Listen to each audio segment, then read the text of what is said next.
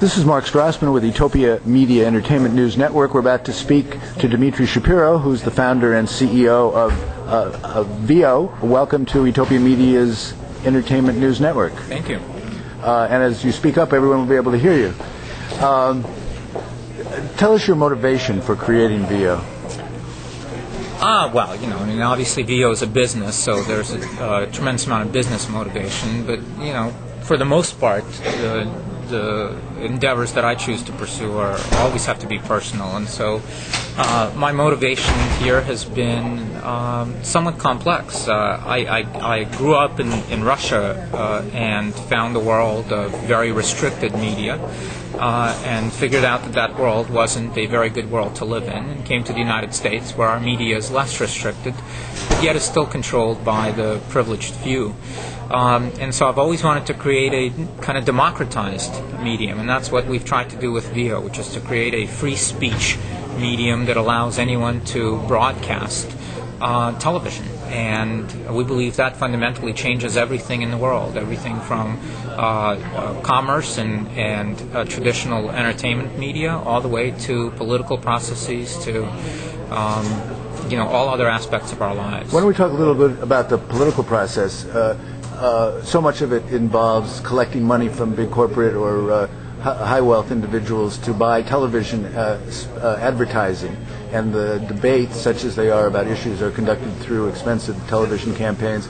How do you expect Veoh might change that, and how could candidates or issue-oriented groups use your system to democratize the process specifically? Well, I think your point is the biggest point there, which is you no longer have to go to special interest groups to pander to them to try to get enough capital to be able to have a serious run at political office, because of this democratized medium and no cost associated with broadcasting and no limitations on the amount of space that you get, so the amount of time you can spend in front of the audience. It allows for true long-form discussion of issues. If you want to publish, if you're a third party, let's say you're a Libertarian Party or a Green Party, and you want to publish your 3-hour debate on Social Security reform or foreign policy, you can actually do that today and make that available 24 hours a day, 7 days a week to anyone with an interest in seeing your point of view. And that's never existed. Content's always been fleeting. There's been a short amount of time for it, and that's been the explanation by a lot of candidates of the reason that they cannot get a clear answer to you, but you get a lot of convoluted political play. With Veoh, you can actually demand that the answers that you get are valid, because there is no more limitation on slots, and you can because it's unregulated, you can choose to have more radical points of view, which never really have capability of getting on television. Okay, talk about how Veoh compares to Google, RSS, and BitTorrent. Okay, different for all of those. So on the Google side, Google is a search engine first and foremost. Google Video. Yeah, I understand. And so, but because they are a search engine for their primary business model, their way of dealing with video is in a similar way. They allow you to upload video, and then they give you kind of a search-based interface for being able to find the video. We believe that's really not the way people want to consume television. We believe people want to consume television by television being pushed to them, but pushed to them intelligently. And so we're working on capabilities to provide a Mark channel, a Dmitry channel, a Sam channel, and then that content is pushed to you. Google is very much about you going there, putting in a keyword, searching for video, bringing up a number of results, and having you sit in front of the computer, click links, and watch videos while there. Very different way of looking at video, and so I think a very different system.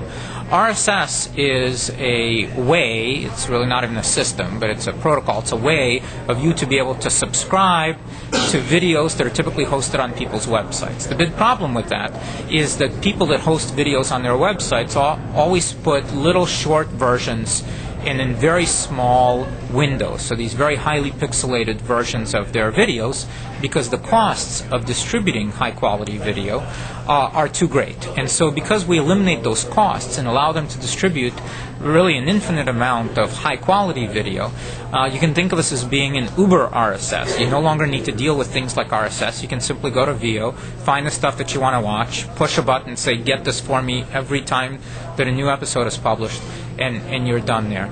And the third one, BitTorrent, is a peer-to-peer system. Unfortunately, even though the system is built to be a very good system, unfortunately it's built with no controls in it, and so it's overrun with a lot of piracy. It's used often to pirate movies, music, and software, and it's a technical system. It requires kind of a lot of technical knowledge to be able to use. And unfortunately, most of the things that system is used for are inappropriate. We take a very strong stance against content piracy. And so within our system, you find videos that are legitimate and are supposed to be there. And so you never have to worry about being sued by the RIAA or the MPAA. You're not going out and pirating video. You're getting video that the publisher wants you to get. And so that's a big key component. And of course, again, from the standpoint of making it much more like television, easy to use without you having to figure out how to use something like a BitTorrent, there's a clear difference there as well.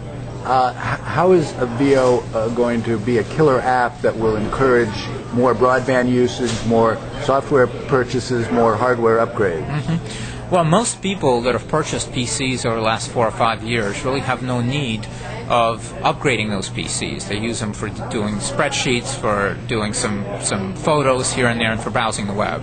And so unfortunately for companies like Microsoft and Intel and Western Digital, these manufacturers of equipment and software, most people don't need to upgrade their computers. So Veoh is a killer application that gets people to realize that, hey, I need a faster processor, I need more disk space, I want a bigger broadband internet connection, I no longer want to deal with dial-up for sure, I want broadband, and even more so, I may be willing to pay more for broadband to get a faster connection. So we offer opportunities to all of those companies and service operators to kind of drive their business models. We have a lot of friends in all kinds of high places, I guess is a good way to put it. Talk about collaborative filtering as it occurs on Veoh and other social elements of the program. Mm-hmm. We believe collaborative filtering is really the key to being able to allow you to serendipitously discover content. Today, users discover most of their content through water cooler conversations, through friends recommending content. For example, I really didn't hear about Lost till the first season was over and the second season was underway because I'm busy and I spend my time in places where people don't watch that show.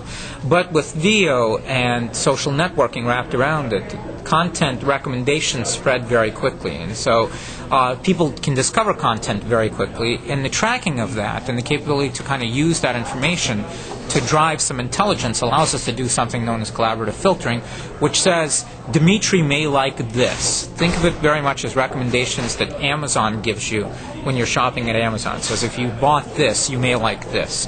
And so we're using similar types of technologies to be able to recommend video content to you and to let you serendipitously discover that video content. How about a live capability for the system? Today there is no live capability, but there is a short delayed capability, if you will. So as soon as you produce the content, you can upload it to Veoh, and that content is available immediately. So it's really not good for things like sports, real-time sports. If you want to know the score of the game as it happens, Veoh is not the right system to use for that. But if you don't mind watching the game delayed by half an hour, then Veoh is a great platform for that. Net neutrality means that a phone company isn't going to be able to interfere with the process that you've outlined here.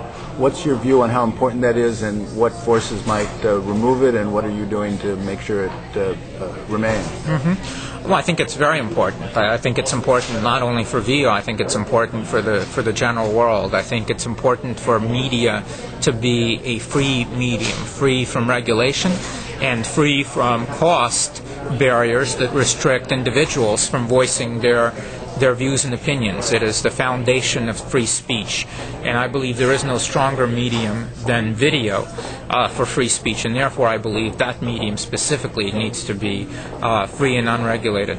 I think there are a number of forces, typically forces that are afraid of change, and incumbents that want to prevent people from communicating, but I personally think they have no chance of being able to succeed in that. I think that the world naturally will continue to make sure that content is made available to the masses from producers. What impact do you expect Veoh will have on legacy traditional cable and broadcast television?